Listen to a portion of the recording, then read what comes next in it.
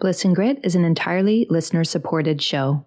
Supporting us is also designed to support you through keeping the episodes rolling, but also through rewards for your donation, like a getting started guide, a private forum, and downloadable meditations. To become a supporting member, you can visit patreon.com/Bliss and Grit.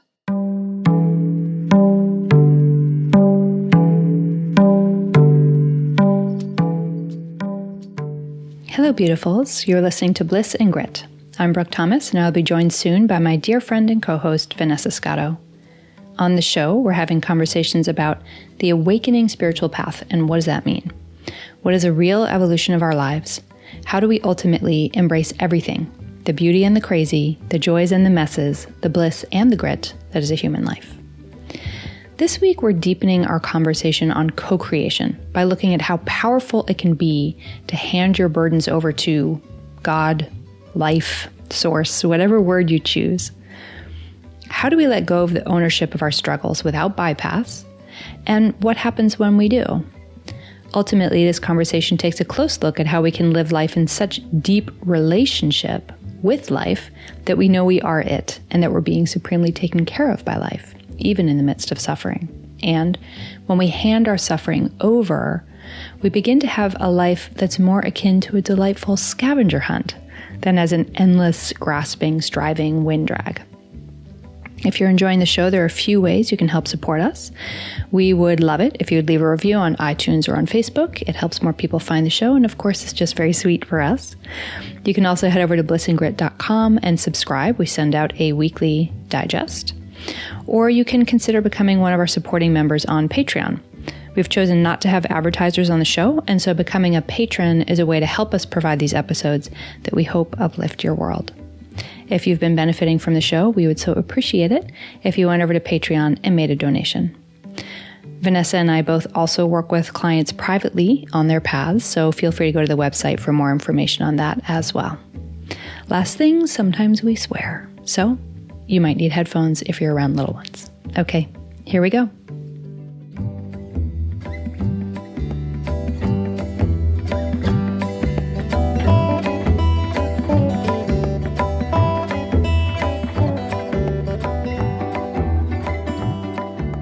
Vanessa.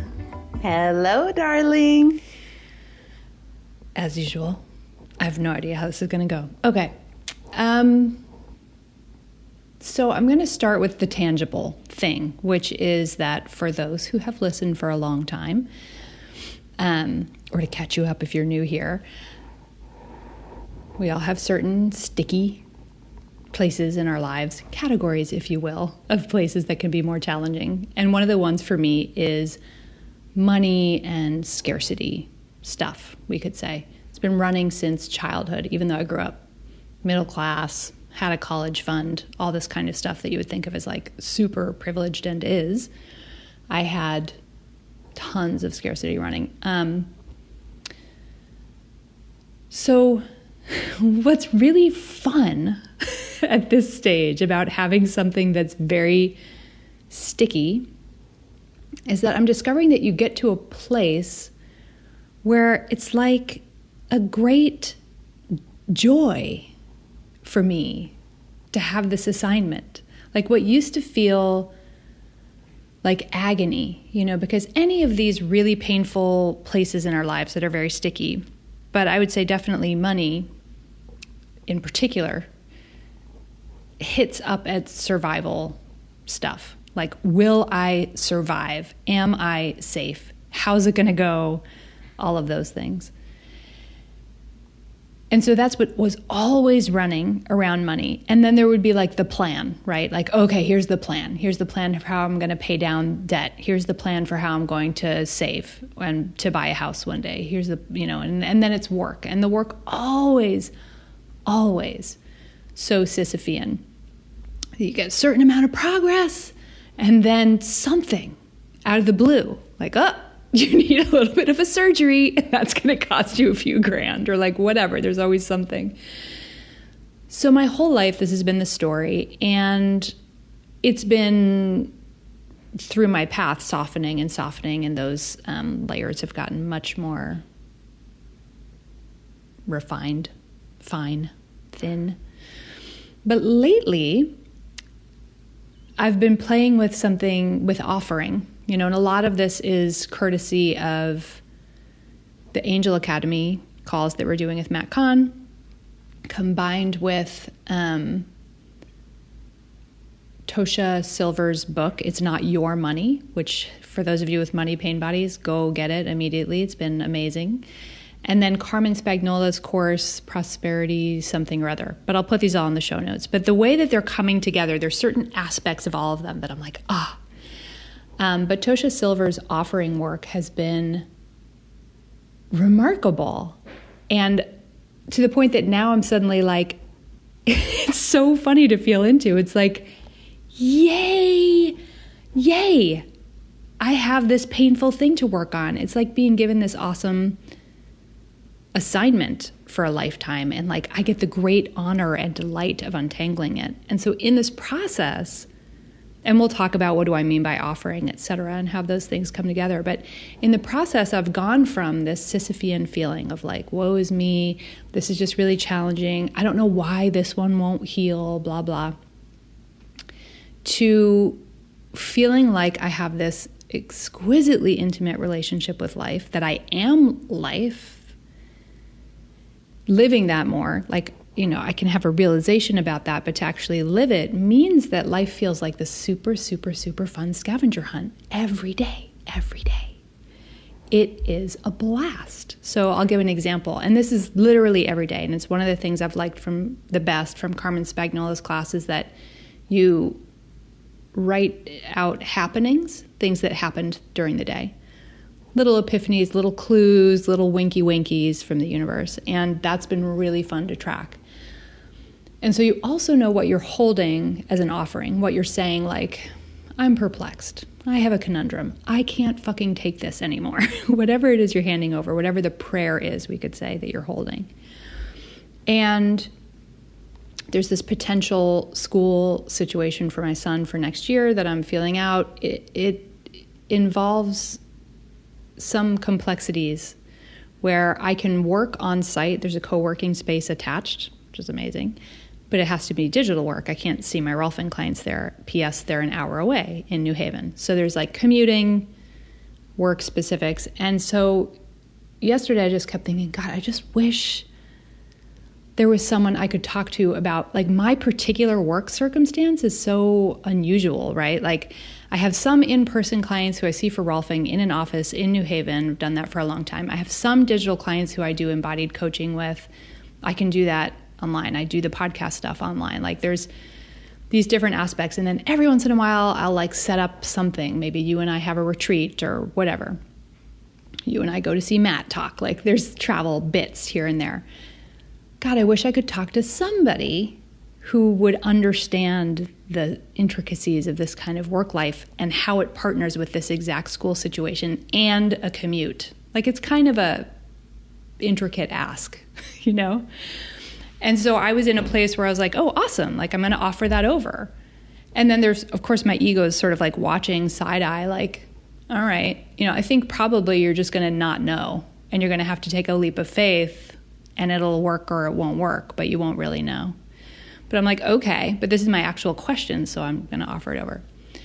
And then I get an email from one of the current parents at the school, who's a son the same age as my son. And she says, hey, I'm available to talk, and indicates that she does client-based work and has a long commute.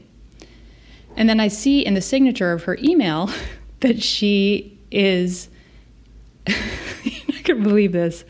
She runs a wellness center an hour away, is a shaman who hosts like retreats and whatever. And I'm like, oh, like she knows it's exactly my situation to a funny degree, because there's this additional thing of like, no, she also understands spiritual work and healing work. And then she occasionally has retreats here and there, and they have the commute. They have a center that's located physically, tangibly an hour away. And she and I are going to talk on Tuesday, so we'll see how that goes. But it was just this, this is constantly what it is now, where it's like, oh, yeah, that thing you offered, like, thank you, I'm going to take in that offering. Here you go. And I feel like that kind of synchronicity is a part of what's on offer now at this point in the path. Like you and I were talking before the call, we called ourselves Bliss and Grit when we started this show, and there was a lot of grit. There's not so much grit anymore. And I would just like to spend some time delighting in that and talking about what that looks like when some of the grittiness falls away and what comes in, which is this intimacy with life and this like play. So fun.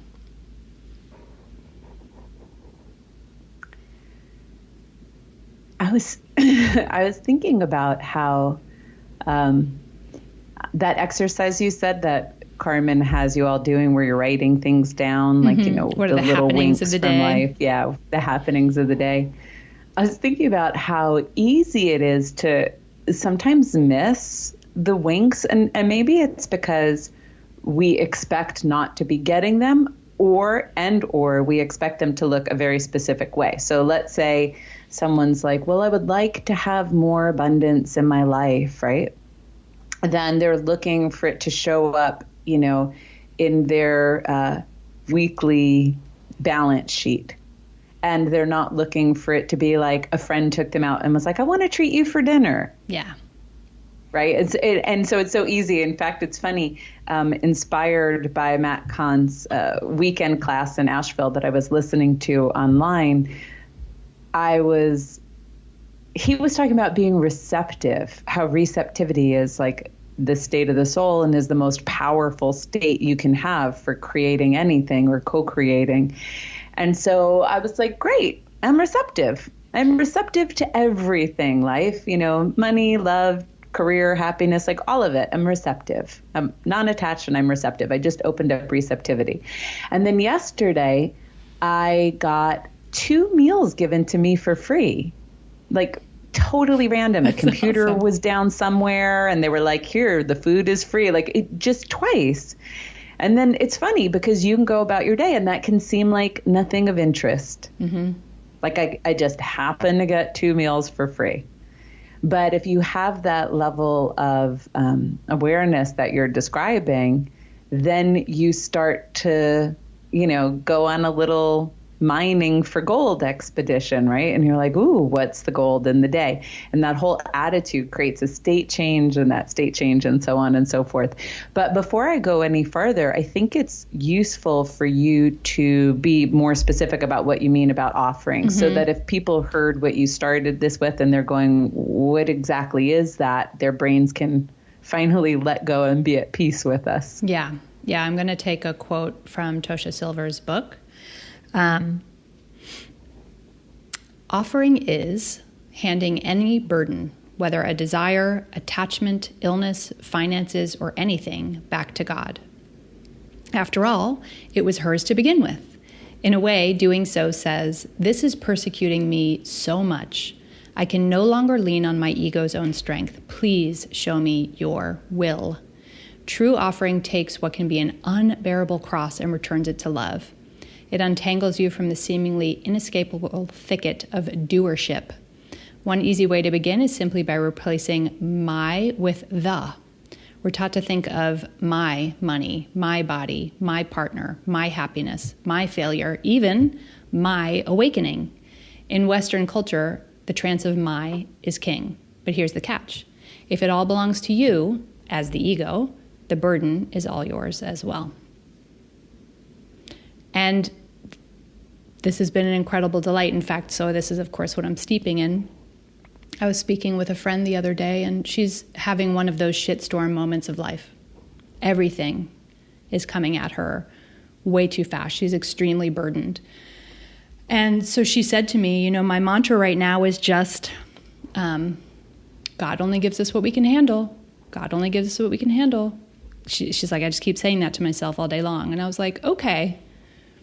On a certain level, that's true, right? As long as we're breathing, we're handling what's going on. If we're still alive, we're handling it. I said, or you could say, God, this is a lot to handle.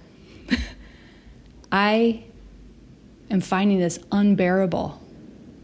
I hand this over to you. Please, God, help me. And that has a certain relief baked in if you're the kind of person who listens to a show like this and you can deal with words like God and that there's a certain amount of faith. But there is a leap of faith in offering. And the leap of faith is that life wants to partner with you in a loving way. And that's something that we could either discover or not. But my experience is, and I've been through my fair share of shit shows, is that life has always been partnering with me in a loving way. And the less I offer, live, behave from the ego, and the more I offer in partnership as a soul, it just gets way more fun. I like when Byron Katie says, the universe is a friendly place, but don't trust me. Go and be curious about this and see for yourself, right?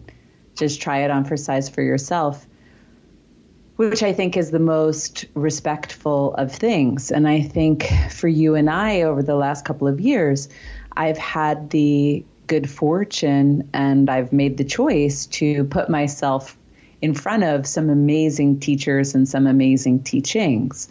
And a lot of what the show has been is us trying to land in an experiential place with everything that we're being taught and everything that we've heard and everything that we've witnessed.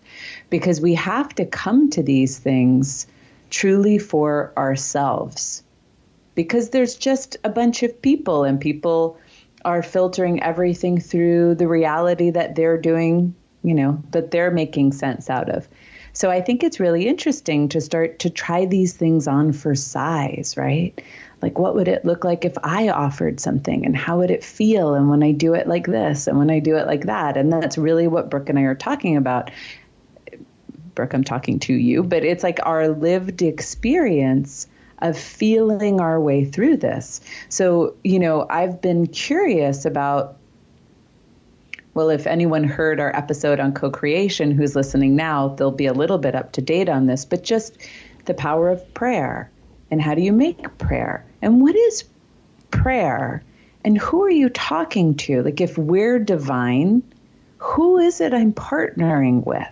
And am I asking for something from someone? And, just the alive experience, because I have some beautiful teachings and now I'm taking it in and going, that's interesting. What's this like? Where am I recognizing that I do have certain conditioning that can obscure my reality? And I want to be active in some level of choice, like we talked about last week on the judgment episode. And the universe is a friendly place, and there seems to be some energy we could call support out there that when you ask for it is here. Mm-hmm. And I think you and I are just teasing this apart and like trying it on for size. And one of the things that has occurred to me over and over again, and at least I hear in you, but this is naturally my projection, Brooke, but is that something about everything you've been doing and everything you've been trying on, and perhaps what Tosha offered specifically as well, something about all of that had it's like your soul's come to the forefront. Right. Like if you imagine the car analogy, we have a bunch of different aspects of being there, like the soul's driving. And when the soul's driving, it's like a lot more fun. She'll let all the parts of you put down the windows and play really good music, and she'll turn it into a grand scavenger hunt, because the soul is obviously infinite and timeless. So pressure's not on and time's not on and survival needs aren't being activated. And the soul knows that you're on this evolutionary journey. Right. That's why a quote unquote money issue could be a fun thing, because you're going to resolve it. It's already resolved. Yeah. Now you're just going through the fun journey. It's like I planted a sunflower seed. Like, it's going to be a sunflower. I'm going to water it and I'm going to care for it because it's my precious little sunflower and I want it to do well. But I know it's already planted and it's growing, and it's like from the level of soul, this is already resolved. So now it's just the fun part of experiencing being human and having something unravel. Does that make any sense for you, though? Oh, totally. I mean, it's completely, I mean, you and I point at this all the time, but just to make it really plain, that there are a multitude of different dimensions of reality. And that can easily start people imagining, like, in one dimension, do I see leprechauns everywhere? Like, we're not talking about, we are actually talking about, I think, what mystics talk about when they talk about multiple dimensions. But let's keep it real practical. And that is that different states, internal states, nervous system states, equal a different experience of reality. And that there can be things that are true at one dimension of reality, and you know that those things are true on one dimension of reality, and then on a different dimension of reality, they just don't quite hold up. They don't quite hold. So what I'm talking about really is the experience of, we could say, the soul being in the driver's seat for sure, and that allows for a more consistent experience of a different kind of reality.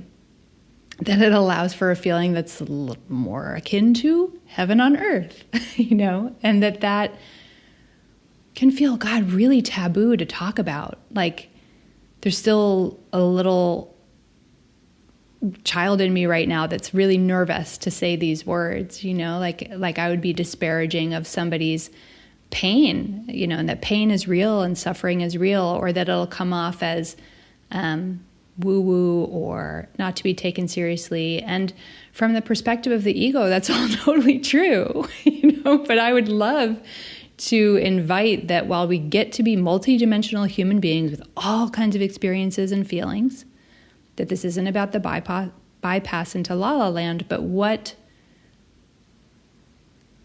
let's be real. What does it really feel like to have a normal, ordinary old human life that's closer to heaven on earth just because of perspective and awareness? Yeah, I agree with everything you just said. And as I said, I had been listening to this talk with Matt Kahn that he did a live stream from an event in Asheville. And he was talking about co-creation, which is, the topic that's been near and dear to us currently, a beautiful synchronicity with our friend Matt. And so he was saying, that mostly what we are in charge of, let's say, is our perspective, right? That our attitude and our perspective is how we can contribute to the process of creation. So he said, for example, if you go to bed the night before and you set an intention, and your intention can be, I'm going to have a great day tomorrow, or tomorrow is going to be a day full of miracles, whatever your intention is. He said, and then you wake up in the morning, maybe you set the same intention, and then the day happens. And at the end of the day, much like what you got from Carmen in a way, he said, look back and you decide how it was a great day. You decide how it was, in fact, a great day, no matter what variables are arising. And that is the power of creation. And that as we do that, you and I can see, like, you're shifting your attitude, you're shifting your energy, you're shifting your mood, you're shifting your consciousness, right? Like, from perhaps we could be in a victim consciousness where everything's just happening to us and it's horrible and we feel miserable, to one where we're on a scavenger hunt, as you were saying before, and now I'm part of it, right? I'm not the person something's happening to. I'm playing this grand game. And of course, that's going to bring a whole different internal experience. And so, I tried that on for size, actually. And I think I said it when I went to bed, tomorrow's going to be a great day. And, you say it totally open because that's what the teaching was. But, in the background of your little openness, there's this voice like, ooh, ooh, and I hope it's a great day the way I want it to be a great day, which is right. An actual great day. Yes, exactly. And then, of course, it wasn't a day without challenge. There was an interpersonal challenge for me. And it was, like a nagging, gnarly interpersonal challenge for me, like the kind that I can't get out of my mind. The thoughts keep racing and I'm trying to figure it out. And then I'm like, oh, how wonderful, right? This is exactly what Matt's talking about. So now I'm blessed with the opportunity to decide, how is this a great day? And much like you were discovering with what you talked about with money in the beginning, I got to say, well, this is a great day because this is the day I'm one step closer to healing this, right? I'm one step closer. Life is just going, hey, beloved, you have this thing that is obstructing you from seeing the truth of reality and the truth of who you are. Here it is. Ta-da. Let's melt this one too. Yeah. Like, happy birthday. So good. Carrying out the cake with the candles. Birthday, dear Vanessa. You're welcome. Yay. And that helped. And then I think, this sounds simplistic. I was saying this to you before, Brooke, but I feel like Matt Kahn's a really intelligent teacher, and he's a really good teacher to meta process. Like, that's interesting. What's he doing? What's he teaching for me? And between all of the teachers we've spoken to, people from like Locke Kelly to Neelam to Jeannie, all of these very different flavors of the rainbow, when you start to listen, what I started to hear over and over again is, hey, what you said earlier, Brooke, from one dimension of experience, when you're living and experiencing the world through the ego, it really does look and feel like this. And you can try to have it look and feel a different way. And that's cool, right? Like, it's fine to try to expand your reality. But until you can shift into the soul or your state of awareness, it's going to be an effort, right? There's going to be some effort involved, and there's going to be some perceptual filters on the experience. And so then it just becomes, okay, well, how do we shift into the aspect of being we could call soul? We could call higher self. We can call awareness. How do we shift into that? And I think that's where teachers get creative based on what's worked for them or what they're seeing or what they're accessing. One of the beautiful things about Tosha's teaching was she gave it to you in a really fun way. Like, give it up to God. And I don't know, did she say scavenger hunt, or is that your own word? No, that's more just my feeling. Okay. So the way that you then got it for yourself is like, how fun. And then as that energy comes in, it's like, you're now in the soul. And now everything looks and feels differently. Yeah. And like, I gave an example of a wonderful scavenger hunt find, which exactly met my need, right? Like, I need to talk to a parent just like me to find out how it's working for them. Oh, look, here's one who emailed me. But then to look at what you're talking about, which is like, okay, well then how about the stickier stuff? So with money for me, then, and I'm very kinesthetic, and the more I open, the more it's that I feel things. So once I like got the wind at my back of what offering felt like, I was like, okay, well, where does I still feel grasp? Where does grasp still feel pretty white knuckly around money for me? And like, I'm dealing with some surprise credit card debt. It was like this combination of like, my son needed a surgery, and then I had a higher tax bill than I expected to have, even though I'd paid quarterlies, blah, blah, blah. So it was sort of like, ooh, that was surprising. Suddenly I have credit card debt, which I hadn't carried for a long time, because I had carried it before and so diligently paid it down in this very like nose to the grindstone way, and paid off like 50 grand in debt, which is a beautiful thing, but through a very effortful process. So here comes this new credit card debt. And then I almost bought a house this past summer, and I didn't. And I'm in my current rental house until next year. So on my mind, it's like, oh, there's the grasp, right? Grasp number one is I have X number of months before I had better save up a certain amount of money so that I can buy a house. Because, right? And then all the narratives. If I don't get in the housing market now at 44, there's no point to get in the housing market. And there's no good rentals that I can feel like I'm comfortable in. et cetera, et cetera, et cetera. And then the other grasp around the credit card debt is like, ooh, that hurt. That was scary. And I really wanted to like play hide and seek with it. Like I wanted to look at it and then put it away and then make a grand plan of how I was going to tackle it and then ignore and then forget about it and then remember it and then beat myself up. Anyway, so I could feel these two specific places where it's almost like if you're feeling along on a piece of silk fabric and then you come to a place where that fabric has a pin. It's like you feel the pin. You can feel there's an actual... And I'm probably saying this because I'm a Rolfer and I feel adhesions all day long for work. Like I can feel the adhesion, right? Both turn out to be spectacular. Like the house one, easy peasy. I don't know that I need to buy a house. I don't know that I won't be able to. I don't know that number of months, like it was all based on this math, right? Like this much comes in, this much goes out, this much goes to savings, this much is for emergencies. It was the collecting acorns thing. I don't know that any of that is true. And I don't know that I ever need to own a house, period. Like, it's all this misty future. Who knows? I don't know anything about. I don't need to hatch any plans.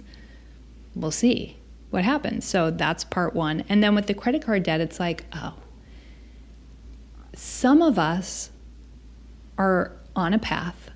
And what that means is that we're fortunate, and I mean this sincerely and not sarcastically, we're fortunate that life is going to be very thorough with us. And so if there are places that are very icky sticky, sometimes it's like, oh, remember all that shame you had about credit card debt a decade ago? And then you worked your ass off to pay it off? Just going to bring it back just a whiff. Not all of it, like surprise out of the blue, concerning amount of debt. And then give you a bunch of other things where it's like the money needs to go to that and not this. And it's an opportunity to forgive myself. It's an opportunity to really sit with it and not feel shame. And then have the experience of unbinding the shame and then it just becomes so funny. Those things haven't it feels like a magic wand internally. I don't own a house and I'm not credit card debt free. But I don't give a shit because the magic wand happened internally. It's like you were saying, that sunflower is growing. I don't know where it's going to go, but I trust. Not as an idea of trusting. I have the experience that I can trust life. And that's been a practice. That's all of the stuff has laid down the ability to rest into life. But man, how great. So I just want to point out, all this stuff that we're doing, all these practices, all this healing, it's so that we can rest in that kind of really enjoyable faith and trust in life. Do you think that for you, when you examine those little pins like you were telling us about, do you find that they link it all to the concept or to the experience of worthiness for you? Worthiness is one of the sort of foundational aspects of money. I feel like, and I want to hear from you why you're asking that specifically, of course. Because I'm not just asking. Yeah, no, I know you're not. You're not just let's. Yeah, I know you have a reason why you're asking that. That is one of a handful of structural foundations under my money stuff. I keep thinking to myself, and these are not regular old thoughts, they're not the 95% of recycled thoughts. I keep having this sense, this intuitive sense that to come home, to know that you are a soul, implicitly, undoubtedly, to be there, is to immediately also know your worth, your non-dependent, completely intrinsic worth. And I feel for myself, my version of that money being this codependent structure that I'm holding right now and is resolving, and it's on the way out. I planted the seed, but it's a reclamation of worth that's non-dependent on any other variable. And I feel like as that continues to arrive, in bigger and clearer ways, that, like maybe money comes or doesn't. Maybe the ideas you have for your career come or they don't. But there's like such a resting in that. There's so much ease. And I think you start to realize how much of your mental and emotional suffering is really just about letting all of these external things imply something about your value, your worth, your lovability, your connection, your ability to have connection and love and worth and value. Your like God's love to you, others' love to you, that all of these things can be reflected. And we may have our own different area. Maybe for some people it's career success, and some people it's getting married, and some people it's having children, and like all of these different things, they could be very different. But I think all in all, it's just life showing us where we have the mistaken error pattern that is inhibiting us from seeing the glory that we are, like the absolute, innate, sheer magnificence that is your being. And I feel the moments when we touch it, here's the irony, right? When we don't know how absolutely innately magnificent we are, that's when we feel the most grabby, right? Like that's when the ego is naturally taking over the reins, and the ego always has the grabby hands. You all know that. And we're in innocence and so sweetly, like desperately trying to solve something, right? Or figure something out for ourselves because it feels bad. So innocent. And that's where we don't really manifest well. We really can't create well because our creations tend to be born out of the error pattern, right? The mistaken idea or the mistaken belief. And they tend to just replicate, right? Like the past keeps showing up in the present that way. And then the funny thing is, when we're in our soul, when we know the magnificence that we are, like really know ourselves, I think we manifest beautifully. I think many things like just come our way and magnetize our way. But that's when we need it the least. Mm-hmm. Like that's when you really don't have any big attachment, because there's so much rest in just being who you are, not being triggered by the world on some kind of a chronic and consistent basis, because everything everybody does or everything you have or don't have is a reflection of somehow this deeper issue, right? This deeper flaw within, or this deeper rupture with life. So I just think it's like some funny little cosmic joke of being a human, where it's like the more you're capable of manifesting beautiful and creative things, like the less you're even attached to it. You still can create them, but it's like cool or not, whatever you want. God, your will's mine. I'm cool, And the more you're not in touch with that part of the self, the more desperate you are, the more terrible you seem to be at actually creating anything new, as opposed to replicating the past and the present. Yeah. It's like the more egoic you are, the less worthy you feel, even if you wouldn't use those words, right? Like on an unconscious level, the less worthy you feel. So the less... more separate, less worthy. Yeah, you don't feel that you're separate from life 100%. And it's like that's what closes the aperture to receiving. You can't receive when you're in that state. And yet you're grabbing, because you feel the shutdown, right? So you're grabbing to try and stuff in something that will fill the feeling of lack. Whereas the non-attachment, if you don't feel that you're separate with life, if you feel not just that you're partnered with life, which is a good start, if you start to have glimpses or experiences that you are life itself, well, what's more worthy than that? Like, what's more spectacular than that? And then that is what opens the aperture, and there's all kinds of room to be able to receive, because now you're in a reciprocal, lighthearted relationship that's really low stakes because it's all good. Mm-hmm. That's right. Which is just, it's nice to look at the conditions that arise, right, that create one or the other. Right. And then if you're in the soul, you can see the conditioning still there. Like I could see, okay, there's some codependent conditioning. And it's not like it's not owie at all. It has its experience around it. It has a lot of, for me, let's say confusion around it. Because I think that's how that pattern got embedded, was like get confused around people, something like that. But you can hold it from a much different place. Then it's like, oh, this is my honor and privilege to be with you, dear pattern of conditioning. Yeah. May I hug you as you gently unravel.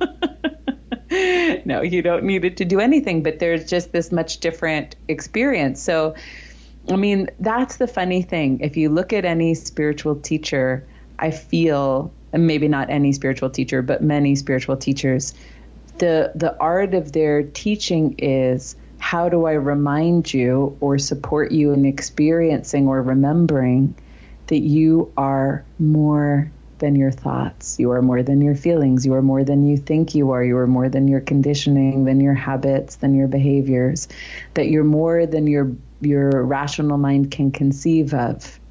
And how do I support you, facilitate you in having a true experience of that, a glimpse of that you can hold with you, so then you can see the world through the eyes of the soul and see yourself through the eyes of the soul and the experience of the soul.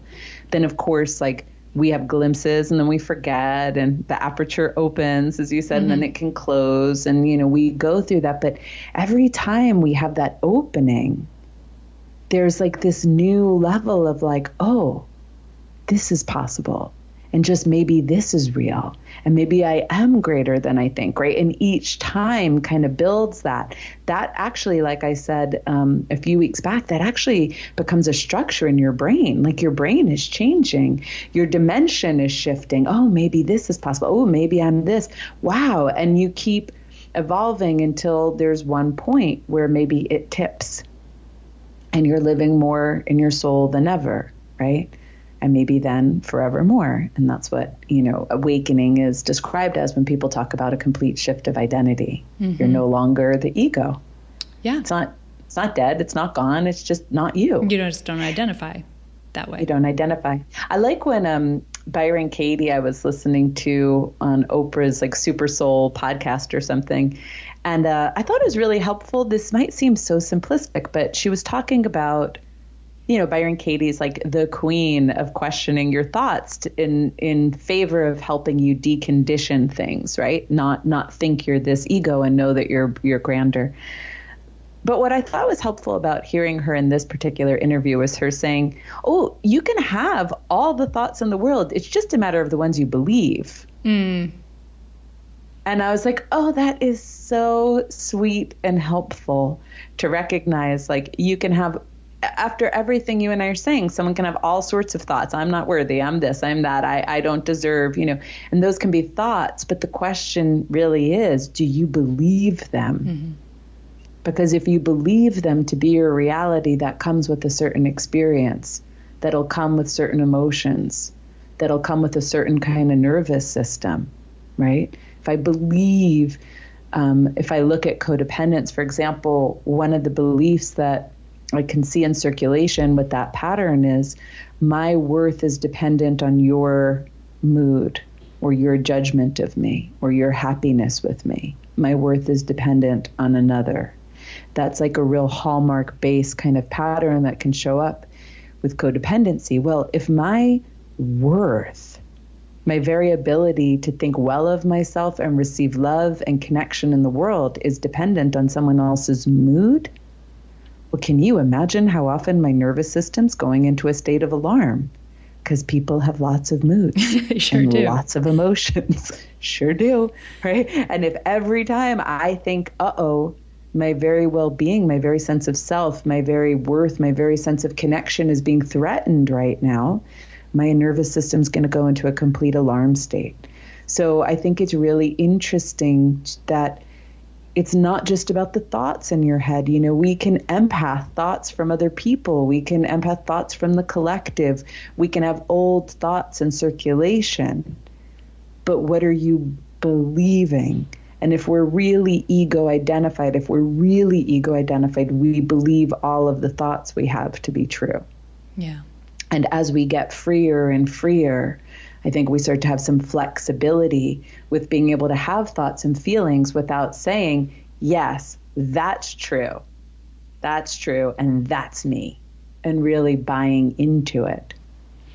And for those who are listening, because we all know what our own sticky spots are and what's currently being agitated via the joy of life, bringing us goodies. Give it a try. Like, having trust in anything takes time and experience. Mm-hmm. I would never immediately trust, let's say, a man I was in a new relationship with. I would have high hopes, but I would be paying attention. And then his actions would determine if I trust him or not, right? Like, if he behaves in an ongoing way in a trustworthy manner, trust will develop. And life can be that way too. And so this is why offering the thing that is sticky and painful to us over and saying this burden is unbearable. Like, you don't have to use the words God. You can say, I'm offering this to love itself. I'm offering this to life itself. I give up. Like, please, I hand it over to you. And then maybe keep track of the happenings. Not in a super vigilant way, but just, jot down a few things before bed every night. What little winky things were there? And if you don't have an experience of being able to trust life, which is most of us, right? Initially, then... Right, because our family is our first experience of life. Right. So if there was ever a rupture there and in your culture sense of isn't trust, particularly trustworthy, right? Like, we have a lot of pain there. Right. And so to cultivate trust, just keep a little bit, just like you would in your first 5 dates with someone new. You're maybe, if you're more contracted around these things like I am, you're like, I don't know how it's going to go, but you're going to keep some hope open, right? Like, I'm curious. I want to see how they behave. I want to see how this goes. Do the same with life. Like, I'm curious. Is life giving me anything that might demonstrate trustworthiness? Which doesn't mean, is it giving you your treats? It means, is it having a meaningful conversation with you? And that can evolve into having a really meaningful love affair, But initially, we just want to see, is life having a meaningful conversation with us? Like you were saying, Vanessa, your amazing day happened to be life saying, hey, here's an opportunity to be real thorough about letting go of this particularly icky, sticky, painful thing. Because you can be free. I mean, that's life's trustworthy thing, is I believe that total freedom is possible for you. So here you go. Here's an opportunity to unbind. And, play with that a little bit. We can spend some time cultivating trust with life, cultivating that relationality there, as opposed to, victim consciousness is always going to keep telling us the most negative story. And we all live through victim consciousness at some point. But for some of us, the burden just gets too heavy to bear. And it's just like living total annihilation every day. And you just can't take it anymore. And I would say that if that's you, play with offering and then keep track. Like, what are you getting back? Yeah, and just to add to what you said, that piece of perspective is important, right? So if you're saying, is this a conversation, having this shift in perspective to what you see as interesting information has to arrive. And if you're feeling stuck, like your perspective feels contracted a little bit, or not as open and receptive as you could imagine it might be, that's when I usually support myself physiologically. Yeah. For me, right? Well, there's a lot of ways I do it. I can listen to a Matt Kahn talk, and something about the way the energy realigns itself can help me feel open. Or I might go on a retreat, nature, craniosacral work. Love that shit to help you just get into the ooey gooey honey goodness of the soul, right? Anything that that helps your parasympathetic come back online, that restores safety in your being, anything that inspires you or opens your heart. These types of things help us access the dimension of the soul. And when we're there, perspective comes like naturally. And that's where perspective becomes more effortless. And it's so nice to have more effortless perspective. Right. So, and it even could be just playing this fun game now that they've heard you say it, Brooke, right? Anyone who's heard Brooke and I say, oh, that sounds so fun to me. I'm so ready for that. Just that energy alone might be pointing to this beautiful opening into this expanded vibration, right? Where you can now be in a different level of consciousness. But I just wanted to add that sometimes if my perspective is feeling particularly contracted around a situation that's up, like I have the enough awareness to say there's got to be another way than the way that I'm processing this, but I yet can't see one. That's usually when I go, okay, how do I support my heart? How do I support my body? What feels really like what I need right now so that I could bring some love to this one and then be in a different state where perspective more effortlessly arises. Yeah. Beautiful. I think we should all just go on a scavenger hunt.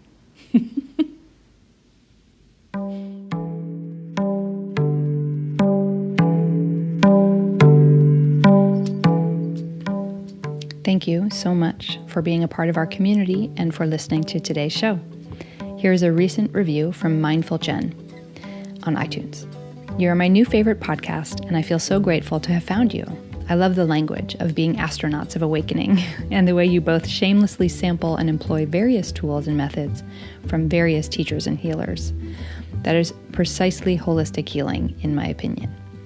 I'm on a mission to calm and reset a lifelong hypervigilant nervous system after identifying this as the root cause of all sorts of emotional and physical challenges. Thanks for your contribution to my healing journey, and good luck on yours. Thank you. The show notes, including any resources we mentioned, live at blissandgrit.com. If you go to the website and scroll down, you will see each episode's separate post. The resources are in there. And again, our member platform is at patreon.com/blissandgrit. You can donate to the show for a small monthly amount of your choosing, starting at $1. And you can also get rewards. We keep the show ad-free, so if you want to keep the episodes rolling, we would hugely appreciate that. And thank you hugely to our 134 wonderful patrons who are already there and who are helping us out so much. We'll be back next week.